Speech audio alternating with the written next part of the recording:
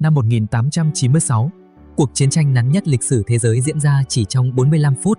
Đó là chiến tranh Anglo-Zanzibar giữa Anh và Zanzibar. Khi Sultan Hamad bin Thuwaini của Zanzibar qua đời, Khalid bin Bagas tự lên ngôi mà không được sự đồng ý của người Anh. Anh yêu cầu ông ta từ bỏ ngai vàng, nhưng bị từ chối. Sáng 27 tháng 8, Hải quân Anh đã đại bác vào cung điện. Zanzibar chỉ có một chiếc du thuyền hoàng gia đối đầu với 5 chiến hạm Anh. Sau 45 phút, cờ trắng được kéo lên.